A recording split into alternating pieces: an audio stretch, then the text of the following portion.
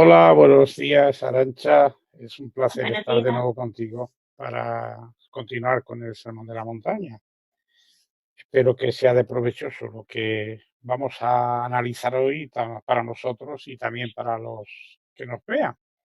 Capítulo 5, versículo 27. Bien, pues del 27 al 30 leemos. ¿Quieres leer tú misma o leo yo? Sí, yo misma. Oyeron ustedes que se dijo, no debes cometer adulterio, pero yo les digo que todo el que sigue mirando a una mujer a fin de tener una pasión por ella, ya ha cometido adulterio en su corazón, con ella en su corazón. Ahora bien, si ese ojo derecho tuyo te está haciendo tropezar, arráncalo y échalo de ti, porque más provechoso te es que uno de tus miembros se pierda y no todo tu cuerpo sea arrojado en el Gehenna.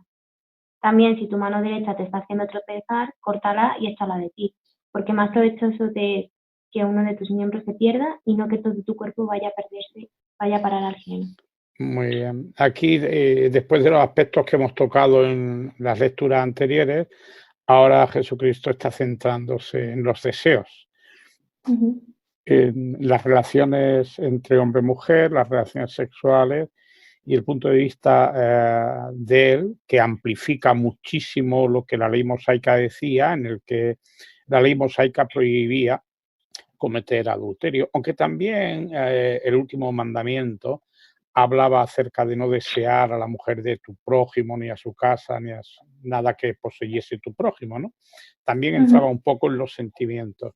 Pero aquí, más allá del no cometer adulterio, si un cristiano quiere tener un corazón limpio y puro, debe ir a la base, según aquí explica Jesucristo, debe ir a la base que produce la acción, porque la acción, cometer adulterio, siempre está antecedido por algo que aparece en el corazón. ¿No te parece a ti? Sí, claro, o sea, el pecado tiene algunas fases, ¿no? Antes de realizarlo, y es que tú estés pensando en tu corazón y dándole vueltas a esa pasión o a ese deseo que tengas hasta que lo llegas a realizar. Claro. Santiago, en la carta de Santiago dice cómo funciona el pecado, ¿no? Ujú. Primero, nuestro corazón es atraído y seducido por el deseo, y el deseo, cuando se ha realizado, produce el pecado.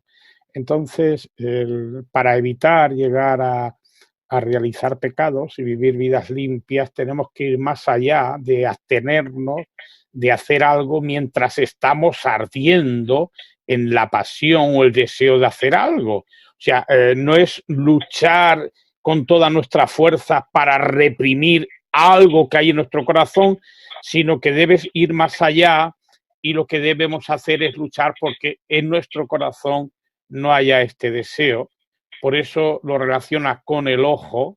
Si tu ojo te está haciendo tropezar, si estás centrando tu visión en algo y estás constantemente pensando en ello, no solamente hablamos del ojo físico, porque el ojo físico ve, pero luego uno tal vez se retira y, como Jesucristo dice, pues sigue pensando en aquello que ha visto hasta el grado de tener, por ejemplo, aquí una pasión pensando en la mujer de tu prójimo.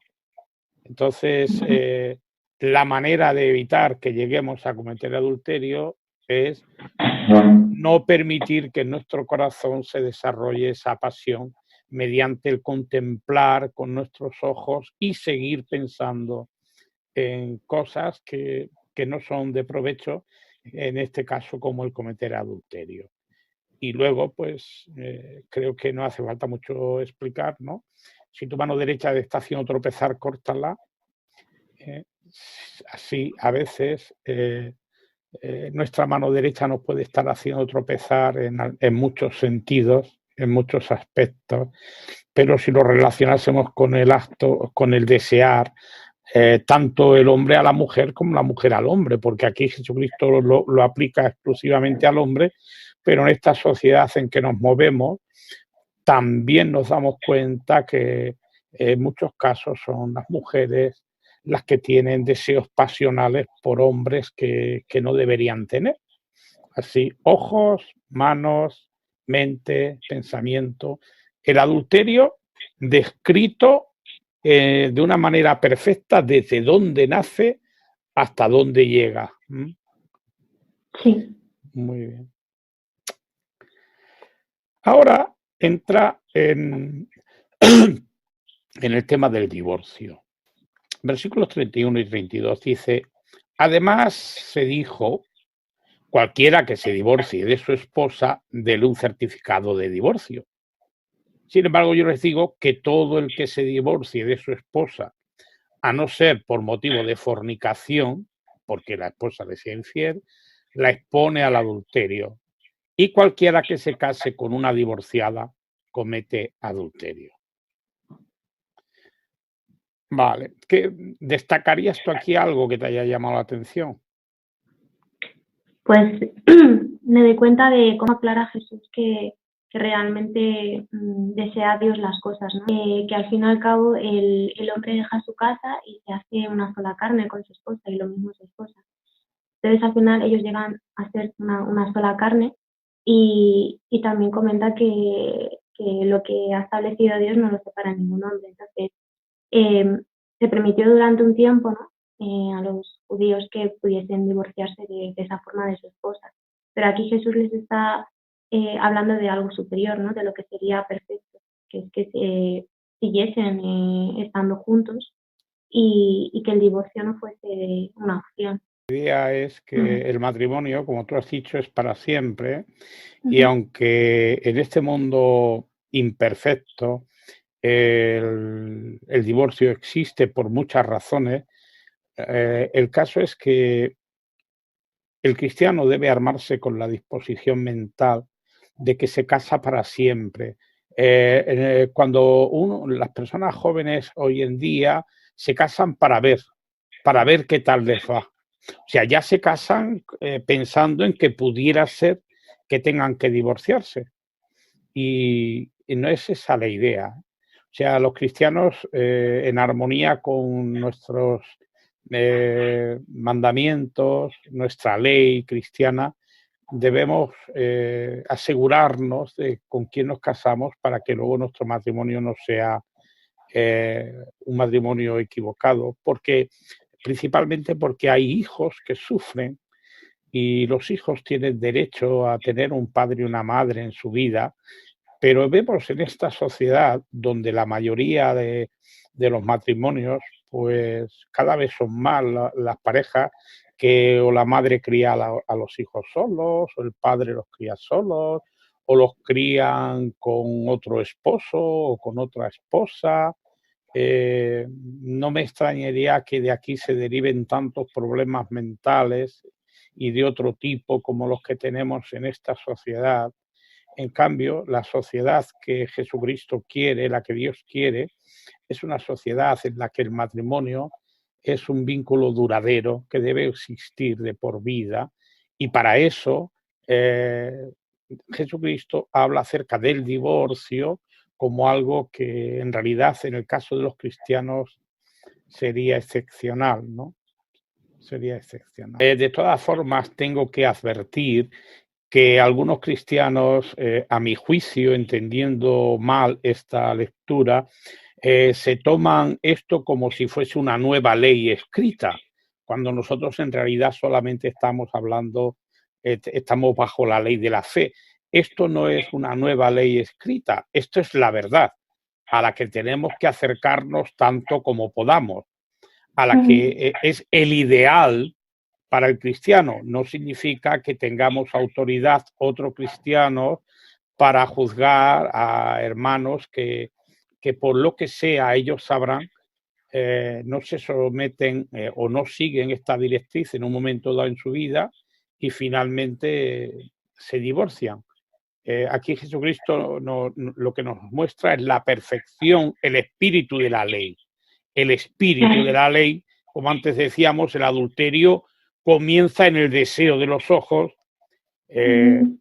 pues igual, ¿no? El ideario cristiano es casarse una vez para siempre, ¿eh? Y nos muestra la realidad de que aunque la ley permitía el divorcio, tal no es la voluntad de Dios, sino que el cristiano se casa para siempre. Muy bien. Ahora vamos a ver otro aspecto también muy interesante que en esta sociedad moderna creo que es muy necesario que analicemos los cristianos porque a veces nos podemos contaminar con los puntos de vista de este mundo. Tiene que ver con nuestra palabra, cómo somos de fiables. Y para eso leemos del 33 al 37. También oyeron ustedes que se dijo a los de la antigüedad, no debes jurar y no cumplir, sino que tienes que pagar tus votos a Jehová. Sin embargo, yo les digo, no juren de ninguna manera ni por el cielo, porque es el trono de Dios, ni por la tierra, porque es el escabel de sus pies, ni por Jerusalén, porque es la ciudad del gran rey. Ni por tu cabeza debes jurar, porque no puedes volver blanco o negro un solo cabello. Simplemente signifique tu palabra sí, sí, y tu no, no. Porque lo que excede de esto proviene del inicuo. Muy bien, muy bien. Vivimos en una sociedad donde ni siquiera los documentos escritos tienen valor. La gente no respeta ni lo que ha escrito, incluso se compromete, firma con notarios y ante abogados y luego si pueden escurren el bulto y no cumplen su palabra. Ni que decir tiene que en esta sociedad nuestra actual la palabra de un hombre desgraciadamente es una moneda que no vale nada en muchos casos. Es una moneda falsa. Alguien puede decir una cosa y luego hacer perfectamente otra. Y esto es lo que vemos a nuestro alrededor. Pero según lo que aquí leemos, ¿cómo debemos ser los cristianos en cuanto a el cumplimiento de nuestra palabra, Arantxa? ¿No? En el versículo 37 dice simplemente que cuando das tu palabra para algo, o sea, decir sí, que realmente lo lleves a cabo. Y cuando dices no, pues que nada te impida no llevarlo a cabo. Vemos que, bueno, hay personas que usan palabras, te lo juro, voy a hacer tal y cual, pero demasiadas veces vemos que este tipo de personas, te lo juro es no lo voy a hacer y no lo hago, no lo cumplo. En cambio, el cristiano, como se suele decir, tiene que vestirse por los pies, tiene que ser cristiano de los pies a la cabeza. Así tú sí, sí, tú no, no. Y esto abarca muchísimos aspectos de nuestra vida, yo diría que todos, ¿no? Solo por poner un ejemplo. En cuanto a mi sí, sí y mi no, no, yo quedo con un hermano, con una hermana, a las 11 en la Puerta del Sol. Y bueno, yo soy así. Va a ser muy difícil que me presente con una excusita tonta. Es que no estoy por aquí, no he venido por esto, no, no. Yo voy a estar a las 11 menos 10, voy a estar en la Puerta del Sol. Y para eso he hecho todos los planes necesarios para no llegar tarde. Hasta ahí, en ese aspecto, o sea, en uno de los aspectos en los que nuestro sí, sí y nuestro no, no, es en no defraudar a las personas, en algo tan nimio, tan aparentemente pequeño como el ser puntuales. Si decimos que quedamos con alguien a las 11 y por costumbre llegamos a las 11:10, pues nos presentamos o quedamos como personas de poca confianza. Nuestra palabra no vale nada. Aparte de que es una falta de respeto hacia las personas el darles una palabra y no cumplirla luego. Si los cristianos no debemos dejarnos contaminar por la manera de proceder de este mundo y tenemos que ser escrupulosos en todo en cuanto podamos, siempre debemos ser personas de palabra.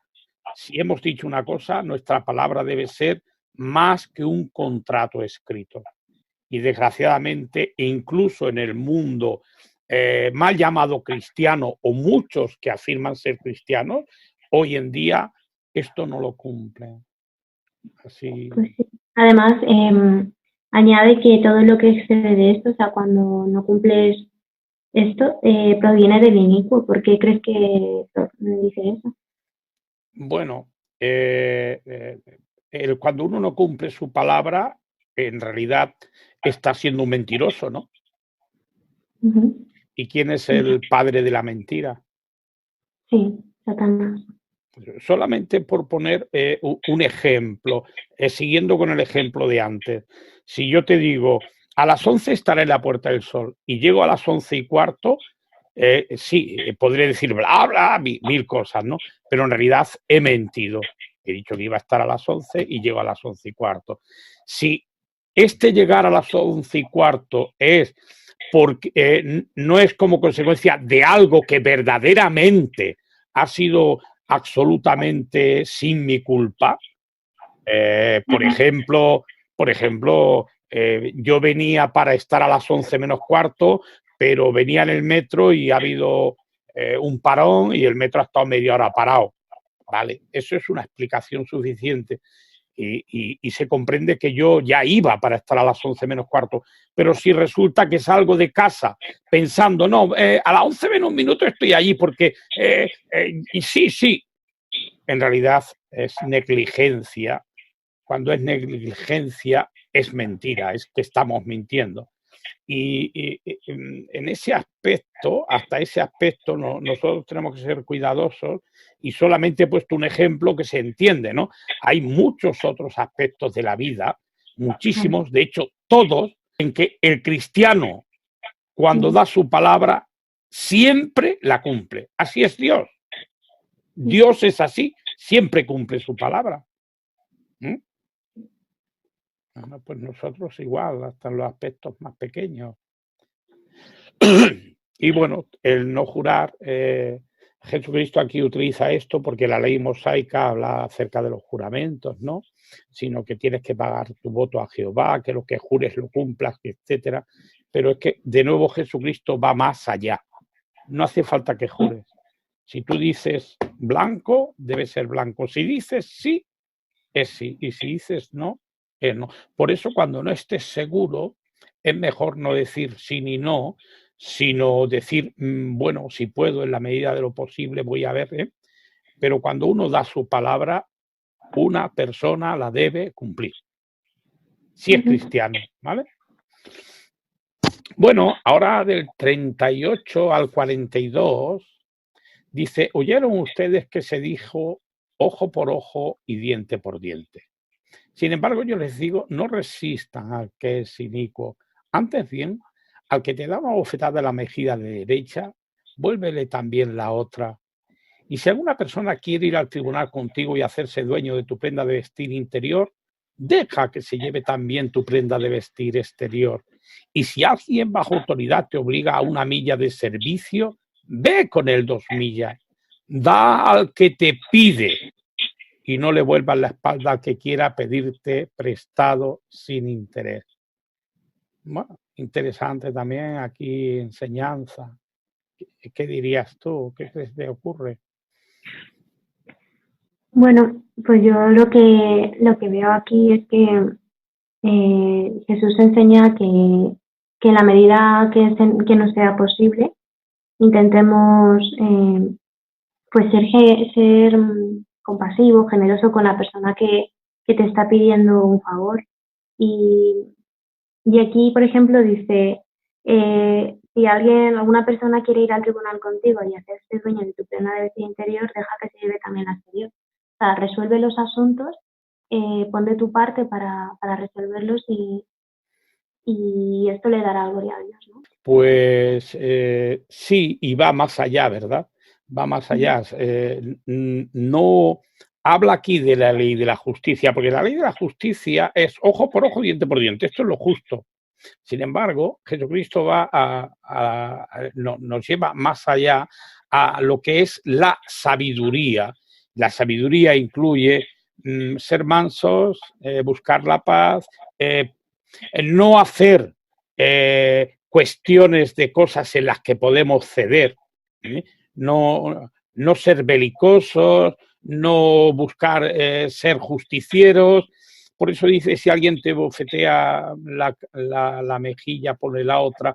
Una bofetada no es algo que se utiliza para matar a una persona, sino una bofetada suele tener más bien el sentido de un insulto, de una provocación.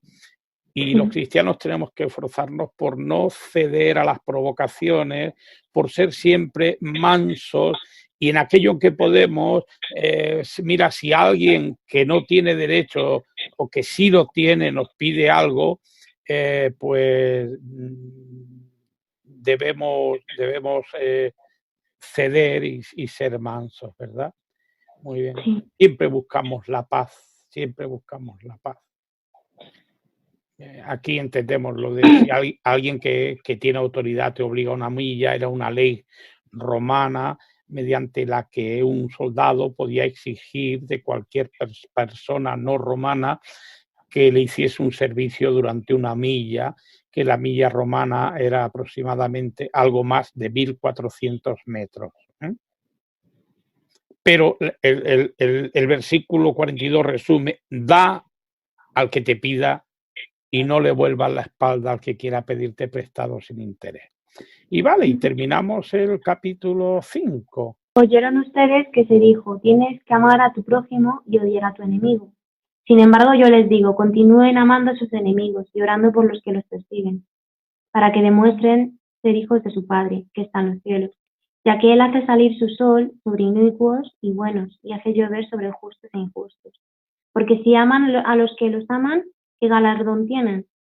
¿Ya no hacen también la misma cosa los recaudadores de impuestos? Y si saludan a sus hermanos solamente, ¿qué cosa extraordinaria hacen? ¿No hace la misma cosa también la gente de las naciones? Ustedes, en efecto, tienen que ser perfectos, como su Padre Celestial es perfecto. Muy bien. Aquí ya es, la epítome, ¿no?, del cristianismo, lo difícil, lo absurdo para las personas que no son cristianas, amar a los enemigos. Amar a los enemigos. Aquí la ley decía, tienes que amar a tu prójimo y odiar a tu enemigo. Sin embargo, yo les digo, continúen amando a sus enemigos y orando por los que los persiguen. El otro día tratamos el tema, el amor agape del cristianismo, y resumía así Barclay: el agape es buscar el bien de todos, buscar el bien, lo mejor para el que nos rodea, sin hacer distinción entre amigos y enemigos, para ser como Dios. De hecho, que yo te ame a ti no tiene ningún galardón, y el que tú ames a Miguel, a tu madre, a tus hermanos, a tu familia, a tus amigos y yo, no tiene ningún mérito, es lo natural, lo hacen también los que no son cristianos. El cristiano debe ir un paso más allá. Debe ser capaz de, mediante adquirir la mente de Dios, debe ser capaz de amar también a sus enemigos. Muy bien. Para ser perfecto. Sí. Sí, dime, Arantxa. Estaba pensando cuando Jesús dice que oyeron ustedes que se dijo, tienes que amar a tu prójimo y odiar a tu enemigo. Pero esto que oyeron, o sea, esto que han arraigado muchos judíos, o sea, procedía de una ley o es simplemente algo que habían añadido. No, porque de hecho la ley mosaica hablaba de una manera diferente, pero tal vez esto era algo que habían metido los fariseos, o que solo contaría excepcionalmente en el caso de enemigos declarados a los que Dios había maldecido, porque fíjate que Éxodo 23:4 dice: si encontraras el toro de tu enemigo o su asno descarriado, sin falta debes devolvérselo. Así no es esa la idea. Aquí Jesucristo está hablando acerca seguramente de algo que era popular en su tiempo, ¿no? Sí. Eso, Levítico. Y esto, bueno, sigue siendo popular ahora mismo. Más que No. nunca. El que me la hace, me la paga. Levítico 19:18 dice: no debes tomar venganza ni tener rencor. O sea, no debes tomar venganza ni tener rencor contra los hijos de tu pueblo. Tienes que amar a tu prójimo como a ti mismo. Yo soy Jehová. Así, la idea de la venganza, el rencor, el amar al prójimo, el ayudar al prójimo, aunque no sea nuestro amigo, pero debemos comportarnos de manera honrada y recta. Eso ya estaba en la ley mosaica también, pero Jesucristo, de nuevo, como en todas las cosas que hemos visto hacia atrás, va más allá. O sea, más allá de ser correcto, coger, devolverle el asno que hemos encontrado, va más allá. Jesucristo apela al corazón, porque estas acciones tienen que salir del corazón. Por eso habla acerca de no vengar, no que no nos venguemos o no que no tratemos mal, sino que amemos a nuestros enemigos, porque hay razones para amarlos, porque Dios ama, tanto amó Dios a todo el mundo que dio a su Hijo. Y aquí el ejemplo que yo siempre por excelencia pongo es el de Jesucristo en la cruz, que dice: Padre, perdónalos que no saben lo que hacen. Así él encontró un motivo para perdonar a aquellos que lo estaban matando. Y eso es una actitud mental, eso es una victoria de nuestra mente y de nuestra fe, y una victoria que nos concede el Espíritu Santo a aquellos que nos esforzamos, que de verdad queremos ser como Dios. Por tanto, eso es algo que primero tenemos que tenerlo en la mente, luego tenemos que comprender por qué es bueno amar a los enemigos y finalmente tenemos que pedirle al Padre que nos lo conceda. Pues sí, así.